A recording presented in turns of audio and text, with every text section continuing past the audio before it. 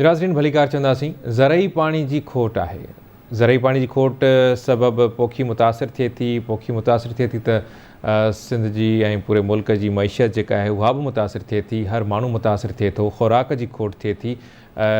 ख़ुराक जी खोट पहिरियां ई आहे ऐं पहिरियां ई असांजी जेका स्ट्रेटजी बहितर न हुजण ऐं असांजी जेका फूड सिक्योरिटी जे हवाले सां जेके पॉलिसीज़ आहिनि उहे बहितर न हुजण करे पहिरियां ई मुल्क मुख़्तलिफ़ चैलेंजिस खे मुंहुं ॾिए पियो ऐं मुख़्तलिफ़ शयूं आहिनि जेके बहितर करण जी ज़रूरत आहे, पर उहे करणु हुकूमत जी ज़िम्मेवारी आहे, उनखे करणु घुरिजे। पर उन सां गॾोगॾु पाणी जी खोट जो ज़िक्र ज़रूरु कंदासीं। पाणी जी खोट जा कहिड़ा कारण आहिनि? छाकाणि त दरियाह में चाढ़ आहे। दरियाह में चाढ़ हुजण खां पोइ बि जेकॾहिं वाहन ऐं शाखुनि में पाणी न हुजे त पोइ त हीअ ॾाढी अजीब सूरत हाल हूंदी। ऐं वरी जेकॾहिं मुंड जा आबादगार जेके आहिनि उहे बाअसर आहिनि, उन्हनि खे पाणी मिले थो ऐं पुछड़ी जा आबादगार उहे वेचारा ई रहिजी वञनि था, छाकाणि त आबपाशी खाते जे अंदरि जेके कारियूं ॾिढूं मौजूदु आहिनि उहे पाणी विकिरो कनि था ऐं इन क़िस्म जी शयूं बि साम्हूं अचनि थियूं त मुंड जे बाअसर आबादगारनि खे पाणी विकिरो कयो वञे थो ऐं जेके पुछड़ी जा आबादगार आहिनि उहे हर साल भोॻनि था। ठटे में छा सूरत हाल आहे? रशीद जाखरो असांखे जॉइन कयो आहे। रशीद, प्रोग्राम में भलीकार चवां थो। साईं महिरबानी। रशीद, छा सूरत हाल आहे? पाणी खोट ते 2 हफ़्ता पहिरियां बि ठटे जे हवाले सां प्रोग्राम कयोसीं। ठटे में छा सूरत हाल आहे? वाहन शाखुनि में पाणी कीअं आहे ऐं आबादगारनि जो छा चवणु आहे? कीअं सूरत हाल आहे?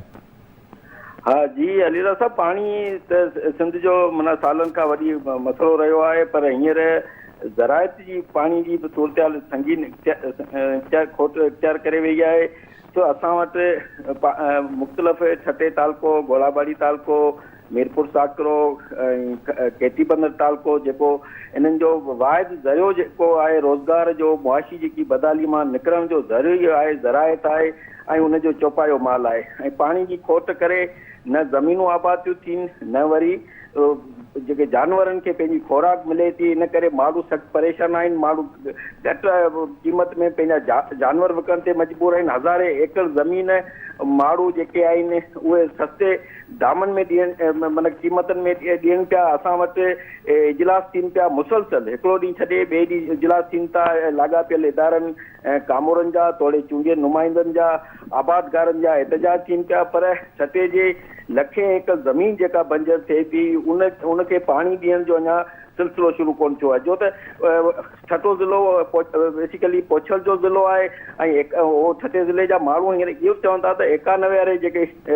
मुआदे मूजिबि पाणी त ठहियो, पर जेको आम रूटीन में जेको 5 साल ऐं 8 साल अॻु में जेको पाणी मिलंदो हो उहो पाणी कोन पियो मिले। इन सां समुंड अॻियां पियो अचे ऐं पाणी जी खोट सिर्फ़ु ज़रायत तबाह कोन पई करे, पर ज़रायत पैदा कंदड़ ज़मीनूं बंजर थियूं पई वञनि।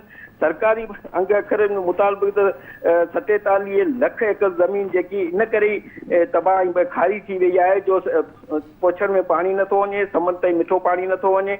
इन जे करे उहे ज़मीनूं तबाह थी थियनि ऐं जेके ज़मीनूं आबाद जे लाइक़ु वञी बचियूं आहिनि ऐं उन्हनि में पाणी न हुजण जे करे जी विरासत जेको आहे, जीअं तव्हां चई सघायो त हिन में को शक न आहे त इरिगेशन खातो जेको आहे हिते जेके लखे एकड़ जेके फिश फार्म आहिनि उन्हनि खे पाणी फराहम कनि पिया, उहो पाणी किथां थो अचे? जॾहिं छठे ज़िले जे मुख़्तलिफ़ तालुक़नि मुख़्तलिफ़ इलाइक़नि में जेके बाअसर माण्हुनि जा लखे एकड़ फिश फार्म आहिनि उहे धंधनि जूं सूरत इख्तियार करे वेठा आहिनि। बाक़ी आबाद जेकी ज़मीनूं आबाद पिया कनि नंढा हारी उहे सख़्तु आबादगार जेके आहिनि उहे सख़्तु मुतासिर आहिनि। सही। अच्छा रशीद, कहिड़ा फसल मुतासिर थिया आहिनि हिन भेरे पाणी खोट सबबि?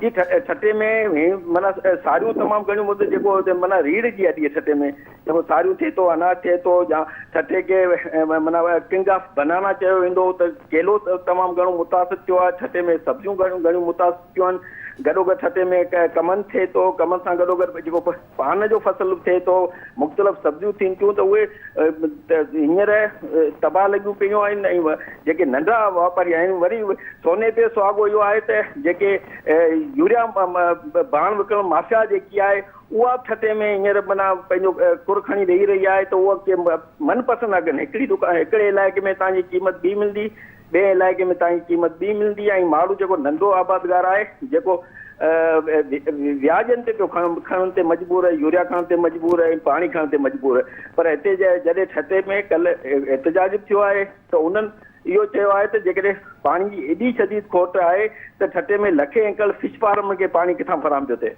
सही, बिल्कुलु सही था चओ। वॾी महिरबानी रशीद इन वारे सां अपडेट करण जे लाइ। नाज़रीन, नसीराबाद ऐं भरपासे में बि ज़रई पाणी जी खोट आहे। आबादकार सरापा एहतिजाज आहिनि, आबादकार परेशान आहिनि। नसीराबाद मां आवाज़ न्यूज़ रिपोर्टर बशीर लगारी असांखे जॉइन कयो आहे। बशीर, प्रोग्राम में भलीकार चवां थो। साईं अली रज़ा साहब, वालेकुम सलाम। वॾी महिरबानी। अच्छा बशीर, छा सूरत हाल आहे नसीराबाद ऐं भरपासे में? काफ़ी अरसे खां वठी कंबर शहदादकोट ज़िले में पाणी जी खोट आहे, ॿियनि ज़िलनि में बि आहे। नसीराबाद में छा सूरत हाल आहे? साईं अवांखे ॿुधाईंदो आहियां त नसीराबाद तालुके जी हज़ारे एकड़ ज़रई ज़मीन आहे, उनखे राइस कनाल मां निकिरंदड़ आर्थर वाह जेको आहे उहो सैराब कंदो आहे। उते हिन वक़्तु इहा पोज़ीशन आहे त 62 ज़मीनदारनि खे आपाशी खाते जा कामोरा जेको आहे RD 34, 22 ऐं 51 वटां पाणी जेको आहे उहे विकिरो करे रहिया आहिनि, जंहिंखां पोइ नसीराबाद तालुके ऐं उनजे भरपासे वारे जेके ॿियूं शाखियूं आहिनि उन्हनि में जेको आहे ज़रई पाणी जी खोट शिदत अख़्तियार करे विया आहे।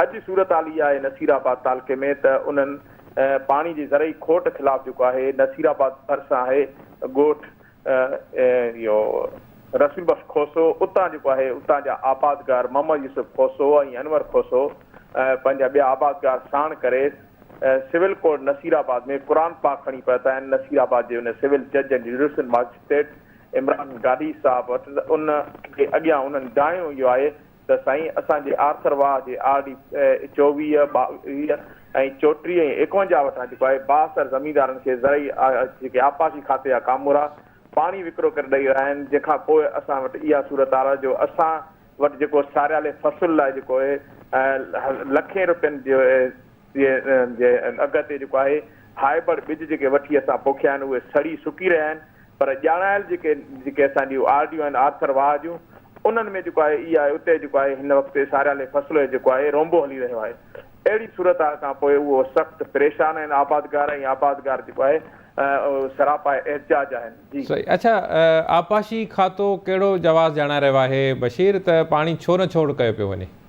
साईं आपाशी खाते जा कामोरा जेको आहे असां वटि जेको आहे राइस केनाल जो जेको इंजीनियर आहे या सब इंजीनियर आहे उहो कंहिं बि माण्हू जी या कंहिं बि जेको आहे सहाफ़ी जी का फ़ोन खणण लाइ तयारु न आहिनि, न वरी को पंहिंजो मौक़ुफ़ ॾियण लाइ तयारु आहिनि।